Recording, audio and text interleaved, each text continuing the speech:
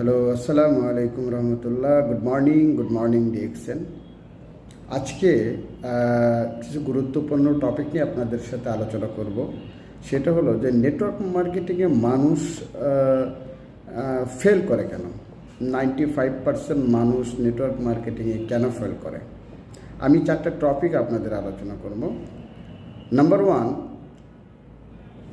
Unrealistic expectation.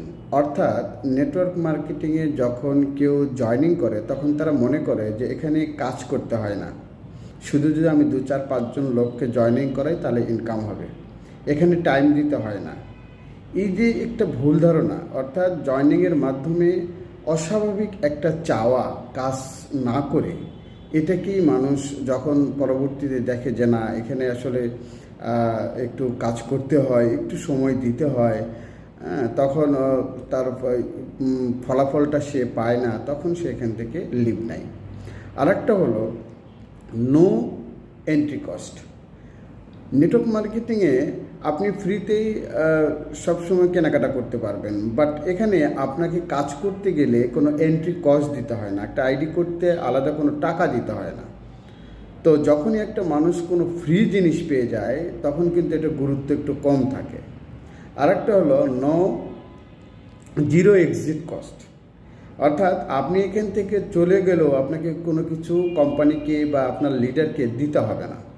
তখন একটা মানুষ যেহেতু একটু স্বাধীনতা বেশি পেয়ে যায়, তেমন স্বাধীন থাকে, তখন তার ইচ্ছা মতো কাজগুলো করে।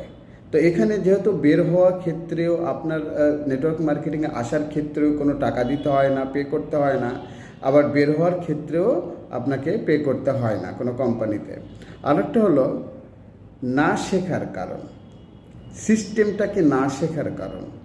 আমরা মনে করি যে নেটওয়ার্ক মার্কেটিং শুধু জুড়ে দেওয়া, জয়েনিং করা একটা বিজনেস না, এটাকে আপনাকে অ্যানালাইসিস করতে হবে, এটাকে আপনাকে শিখতে হবে, দেন আপনি এখানে ভালো একটা কিছু করতে পারবেন।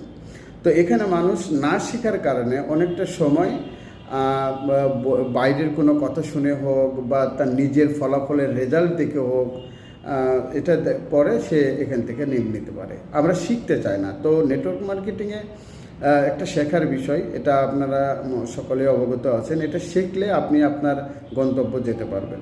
ধন্যবাদ সবাইকে।